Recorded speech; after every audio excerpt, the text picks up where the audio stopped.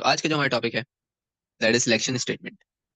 Selection statement हम क्यों use करते हैं? सिलेक्शन स्टेटमेंट को हम यूज करते हैं ताकि हम कंट्रोल कर सकें अपने प्रोग्राम के फ्लो को।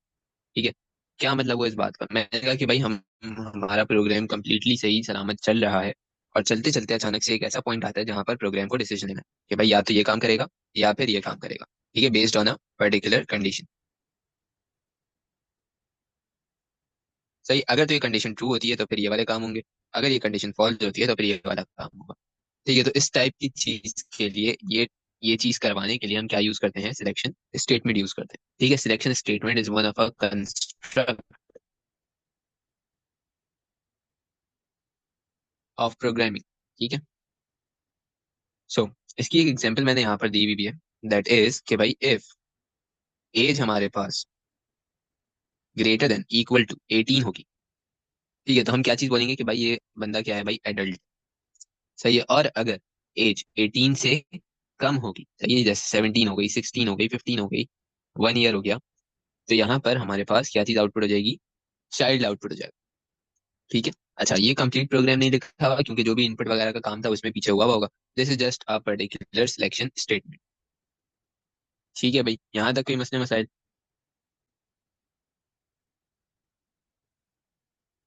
हमारे सिलेबस में दो सिलेक्शन स्टेटमेंट है, that is if statement and case of statement. क्या चीज फिर से? सिलेक्शन इज बेसिकली,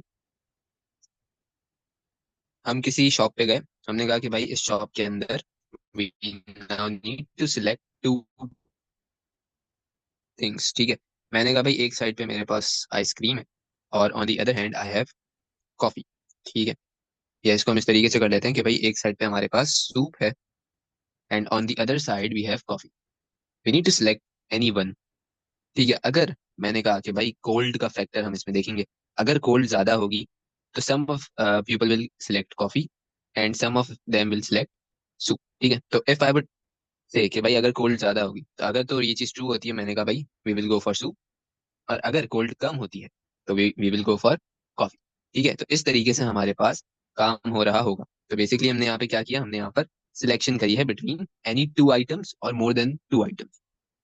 ठीक है, यहाँ तक बात समझ आ गई? ये सिलेक्शन करवाने के लिए हम या तो इफ स्टेटमेंट्स का इस्तेमाल करेंगे या फिर हम यहाँ पर केस ऑफ स्टेटमेंट्स का इस्तेमाल करेंगे। अगर इफ स्टेटमेंट्स की बात करी जाए तो इफ स्टेटमेंट का सिंटेक्स हमारे पास क्या होगा? कि हम सबसे पहले क्या लिखेंगे? इफ लिखेंगे, सही है। अच्छा, ये जो हमारे पास लेटर्स हैं these should be in capital. तो इफ लिखा, इफ के बाद यहाँ पर क्या चीज आ जाएगी? कंडीशन आ जाएगी, जो भी हमें कंडीशन लिखनी है। ठीक है, फिर उसके बाद इंडेंटेशन आएगा हमारे पास और उसमें हमने क्या लिखना है भाई? देन। देन के आगे जो भी हमारा प्रोसेस हमने परफॉर्म करवाना है वो चीज आ जाएगी। ठीक है, फिर उसके बाद हमारे पास क्या आएगा? एल्स। एल्स के अंदर भी हमारे पास क्या होगा? प्रोसेस होगा। ठीक है, जरूरी नहीं है कि हर दफा हमारे पास एल्स आ रहा हो।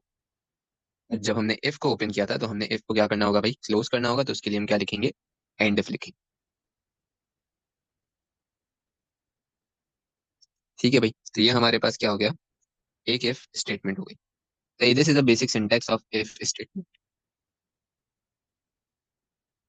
else if is not part of your syllabus, else is a different thing and else if is a different thing. ठीक है, else if आप लोग इस syllabus का part नहीं रहा तो you guys will only use else। तो if के अंदर हमारे पास क्या आएगा? कंडीशन आएंगी। ठीक है, अच्छा it could be we can use multiple conditions.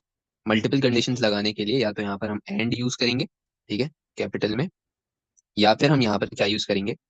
और। ठीक है, एंड या और में से हमने यहाँ पर कोई चीज यूज करनी होगी और उसके बाद हमारे पास सेकंड कंडीशन आएगी। अगर तो ये कंडीशन हमारे पास ट्रू होगी, ठीक है, अगर ये कंडीशन क्या होगी हमारे पास? ट्रू होगी, तो कौन सा वाला प्रोसेस रन होगा? देन वाला। और अगर ये कंडीशन हमारे पास क्या होगी? फॉल्स होगी, तो हमारे पास कौन सा वाला प्रोसेस रन होगा? एल्स वाला। ठीक है भाई, यहाँ तक बात समझ आ गई? हाँ, इफ को अगर ओपन किया है तो उसको क्लोज करना मैंडेटरी है, सही है।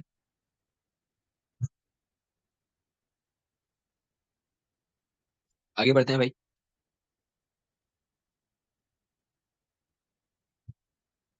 बेटा सिंटेक्स का पार्ट एग्जामिनर जो है ना उसके मार्क्स काट लेगा अगर एंड इफ नहीं लगाओगे। सही है, तो सिंटेक्स में हमारे पास यहाँ पे क्या क्या चीजें आएंगी? If, then, else and if.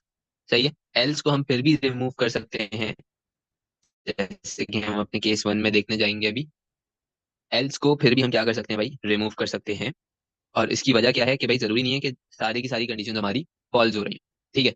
या फिर अगर हमारी कंडीशन फॉल्स होती है तो जरूरी नहीं है कि हमें हर दफा फॉल्स कंडीशन के ऊपर कोई ना कोई प्रोसेस रन करवाना। ठीक है, कभी कभार होता है कि भाई अगर कंडीशन फॉल्स हो जाती है तो हम डायरेक्टली क्या कर देते हैं, एंड इफ कर देते हैं। ठीक है, इस वजह से जरूरी नहीं है कि हर दफा हर क्वेश्चन में you will get an else process. ठीक है, so else if is not part of your syllabus, so do not use it in your answers. Case one करने जा रहे हैं हम। केस वन हमारे पास है सिंगल चॉइस। ठीक है, सिंगल चॉइस के अंदर मैंने कहा भाई सबसे पहला क्वेश्चन हमारे पास क्या आता है कि we have to write a program to check if number contain. ठीक है, अच्छा ये क्या है भाई हमारे पास, दिस इज अ वेरिएबल। ठीक है, तो write a program to check if num contains a value greater than 10। ठीक है, तो हमने यहाँ पे क्या करना है भाई, if it does then print number greater than 10। सही है, तो यहाँ पर अगर उसके अंदर ग्रेटर देन 10 वाली वैल्यू नहीं होती, यानी अगर नम के अंदर मैंने कहा कि भाई मेरे पास क्या चीज है, 9 आ गई। ठीक है, अगर मेरे पास नम के अंदर 9, तो मैं क्या करूंगा, कुछ भी नहीं करूंगा। क्यों? क्योंकि क्वेश्चन ने क्या बोला है कि भाई अगर, ठीक है, क्वेश्चन ने क्या बोला है कि भाई अगर इसके अंदर ग्रेटर देन 10 वैल्यू है तो हमने क्या करना है, नंबर ग्रेटर देन 10 को प्रिंट करना है, और अगर नहीं है तो हम कुछ भी नहीं करेंगे। सही है, तो हमें यहाँ पर क्या करना होगा भाई, इसका प्रोग्राम कैसे लिखेंगे? इफ कंडीशन क्या है भाई मेरे पास, कि क्या नम के अंदर वैल्यू ग्रेटर देन 10 है या नहीं। सही, ये मेरा क्वेश्चन है। इनपुट नम नहीं करेंगे क्योंकि यहाँ पर हमारे पास नम जो है ना उसने ऑलरेडी दिया हुआ है। ठीक है, और जो उसने वेरिएबल का नाम दिया है हमें वही वेरिएबल का नाम यूज करना होगा। ठीक है, so if we will take another variable n, तो भाई ये एम्प्टी होगा। सही, ये कॉन्सेप्ट हमने वेरिएबल वाले टॉपिक में पढ़ा था। तो अब हम यहाँ पे क्या करेंगे, if num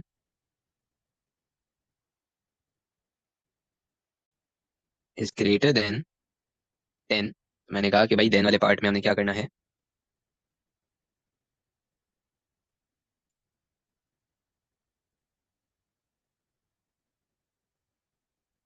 output number greater than 10।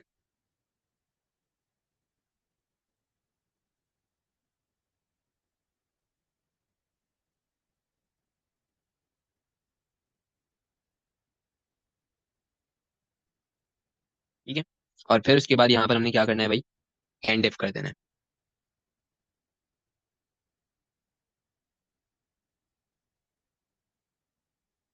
ठीक है, तो ये हमारा आंसर हो जाएगा। ठीक है, जब तक वो हमें नहीं बोलता एल्स यूज करने को, हमने यहाँ पर नहीं यूज करना है एल्स।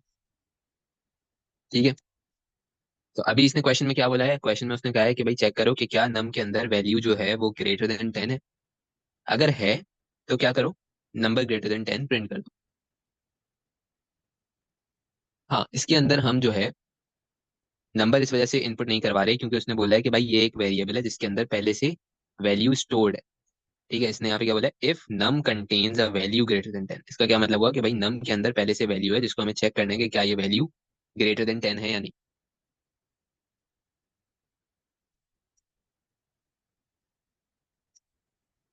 ठीक है, तो ये हमारे पास इसका क्या बनेगा, सूडो कोड बनेगा।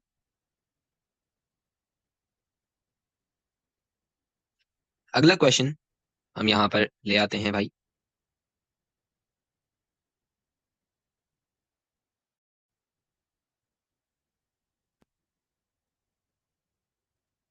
क्वेश्चन टू हमसे क्या बोलता है कि भाई राइट अ सूडो कोड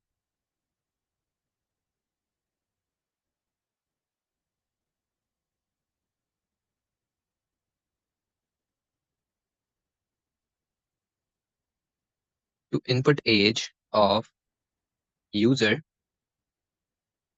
ठीक है, क्या करना है भाई, इनपुट करनी है age of user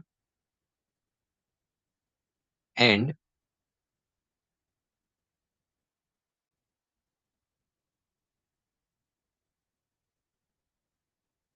check if age is greater than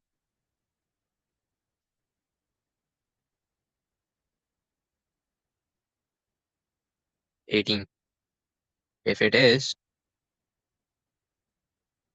then output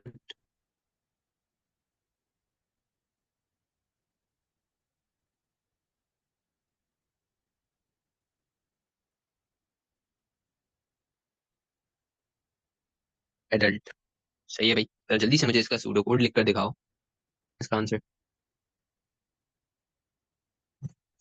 अच्छा भाई, सो यहाँ पर हमने इसके लिए क्या करना है? सबसे पहले तो हमें इसको सूडो कोड में लिखना होगा। सूडो कोड में कैसे लिखेंगे भाई? मैंने कहा सबसे पहले हमें क्या करवाना होगा, इनपुट करवाना होगा एज, ठीक है, क्योंकि हमारे पास इसने यहाँ पे बोल दिया है एग्जामिनर ने कि भाई we have to input age of the user. तो हमें यहाँ पर क्या चीज करवाना पड़ेगा भाई? एज को इनपुट करवाना पड़ेगा। तो हमें यहाँ पर क्या करना है, सबसे पहले इनपुट करवा लेना है एज को। इनपुट एज, सही है। फिर उसके बाद if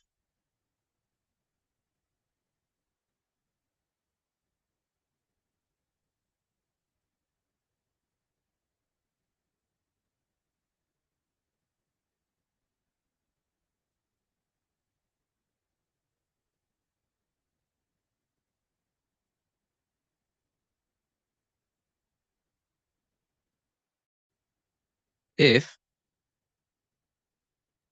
age is greater then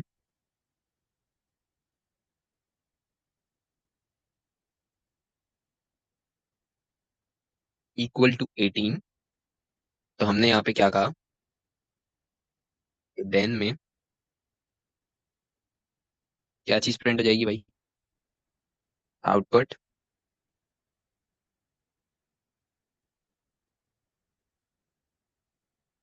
adult, सही है।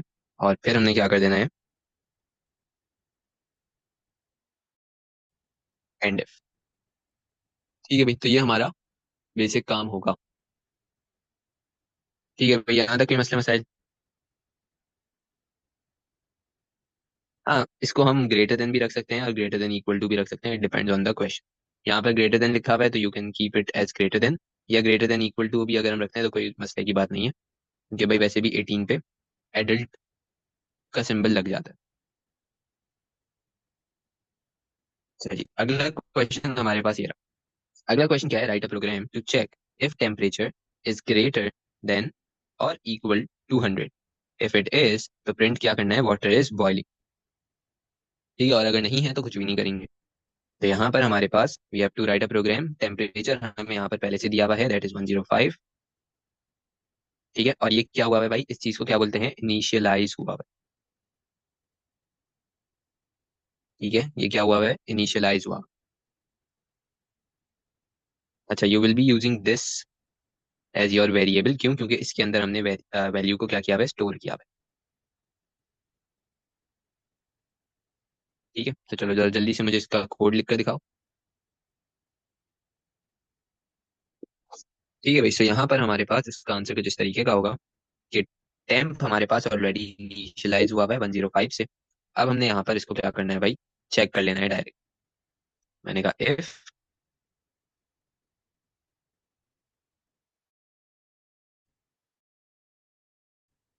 m is greater than equal to 100, तो हमने क्या करना है भाई, देन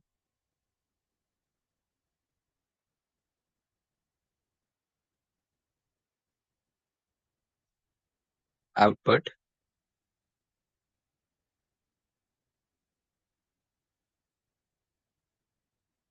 वाटर इज बॉइलिंग। ठीक है, और जो इफ स्टेटमेंट को ओपन किया था उसको हमें क्या करना है, एंड इफ करना है। ठीक है, इसके अलावा अलग से एंड लिखने की जरूरत नहीं है।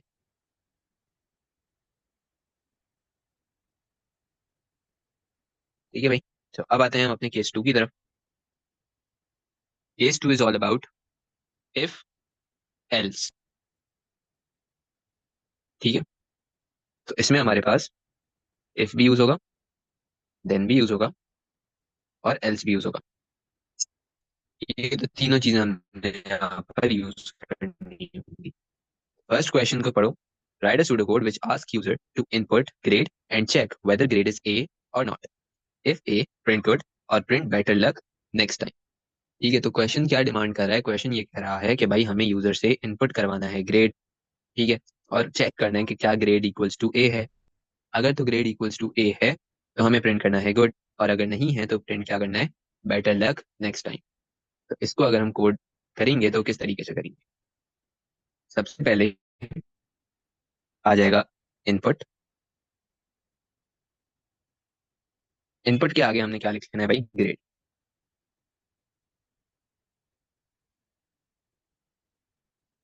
If grade is equals to A, क्योंकि ए करेक्टर है तो उस पे हमें इस तरीके से कोटेशन मार्क्स लगाने होंगे। Then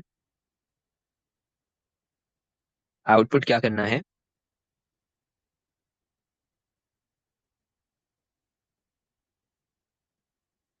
good. और अगर ऐसा नहीं होता तो एल्स में हम किसको आउटपुट कर देंगे?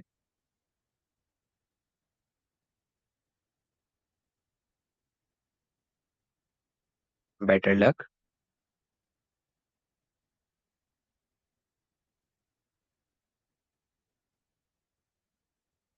Next time. सही है। और फिर यहाँ पर क्या चीज आ जाएगी? And if. जो इफ ओपन किया था उसको मैंने यहाँ पर क्लोज कर दिया। ठीक है, so this is my code for this question.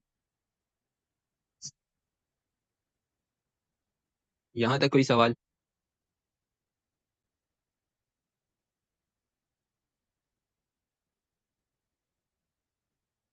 This was our case number 2।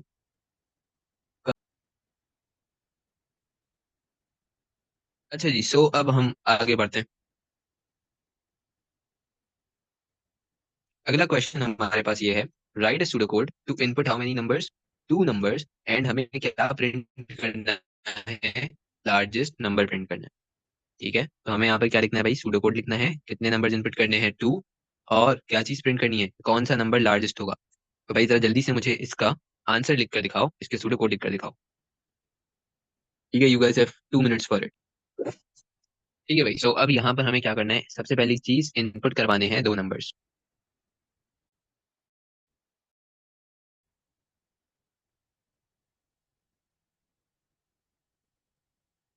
चलो भाई, सो यहाँ पर हमने क्या करना है? सबसे पहले टू नंबर्स को इनपुट करवा देना है। तो मैंने कहा भाई input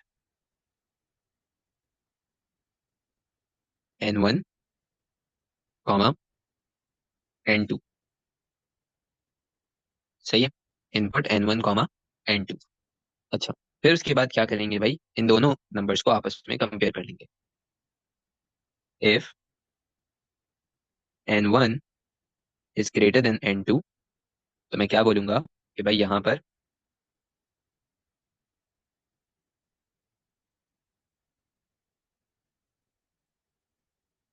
output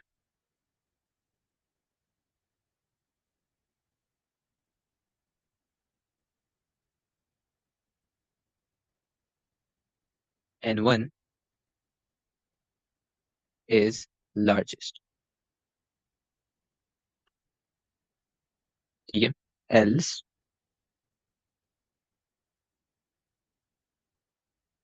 output N2 is largest. ठीक है भाई, और इफ को क्योंकि मैंने ओपन किया था तो मुझे इसको एंड भी करना है, तो यहाँ पर क्या आ जाएगा भाई? And if. ठीक है, तो इस तरीके से हमने क्या किया भाई? दो नंबर्स को सबसे पहले इनपुट किया। इनपुट करने के बाद दोनों को आपस में कंपेयर किया। कंपेयर करने के बाद अगर तो N1 बड़ा होगा तो हम क्या कहेंगे भाई? N1 is largest.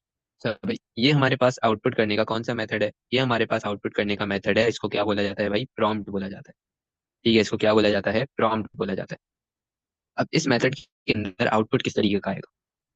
ठीक है, तो समझने के लिए स्क्रीन पर लिख लो कि भाई N1 के अंदर मैंने कहा फॉर एग्जाम्पल 5 हमने डाल दिया है, और N2 में हमने क्या डाल दिया? 3 डाल दिया। तब होगा क्या? 5 इज ग्रेटर देन 3। ट्रू हो गया, तो ये देन वाली स्टेटमेंट चलेगी। आउटपुट क्या होगा? 5 इज लार्जेस्ट। ठीक है, तो क्या लिखा आएगा? 5 इज लार्जेस्ट। क्या ये बात समझ आती है?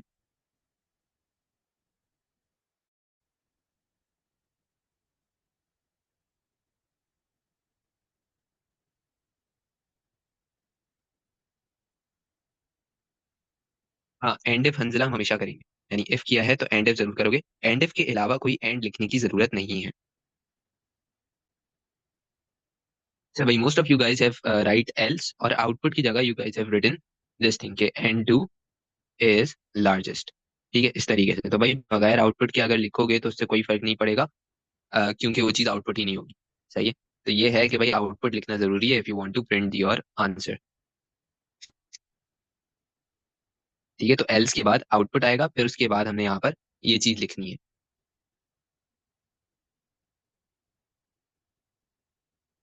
ठीक है, अच्छा अगर ये इक्वल होंगे तो हम क्या करेंगे, वो चीज हम नेस्टेड इफ में देखेंगे। ठीक है, इन डिटेल। चलो, अगला क्वेश्चन हमारे पास क्या है। अगला क्वेश्चन है भाई, पास राइट एस्क्रो code input two numbers and print क्या होगा, क्योंकि हमें smallest number find out less than का साइन आ जाएगा।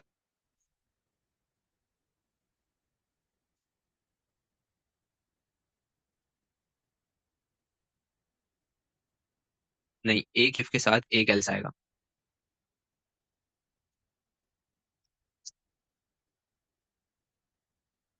ठीक है, so in order to find out smallest number, हमें सिर्फ यहाँ पे लिस्ट आ जाएगा। ठीक है, लेस देन और स्मॉलेस्ट, बस। तो हम यही चीज लिख लेते हैं अपने पास।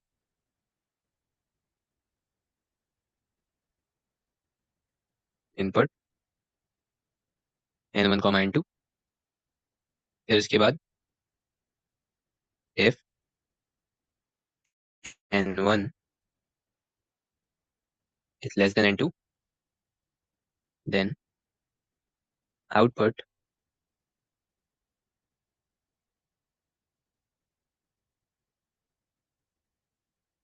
N one is smallest, else output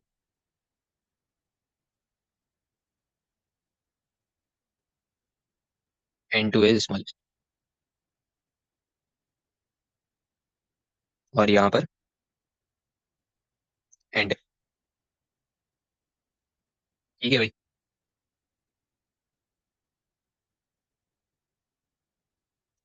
अच्छा, डिक्लेरेशन हम क्यों नहीं करें, क्योंकि अभी हम सिर्फ और सिर्फ इफ स्टेटमेंट्स को लिखना सीख रहे हैं। ठीक है, इन सब के साथ ऊपर डिक्लेरेशन आएगी। डिक्लेरेशन क्या होती है वो हमने आगे जाकर कवर करनी है। ठीक है, तो इन सब के साथ ऊपर डिक्लेरेशन आएगी। So as we are just learning how to apply if statements, ठीक है, and how to write pseudo code containing if statements, तो इस वजह से अभी हम डिक्लेयर यहाँ पर नहीं लिख रहे, वरना आएगी डिक्लेयर सबके साथ। ठीक है।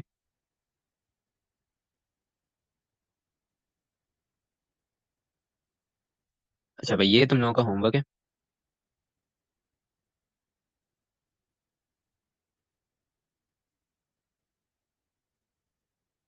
ठीक है भाई, तो इसका स्क्रीनशॉट ले लो या फिर इसको अपने पास लिख लो।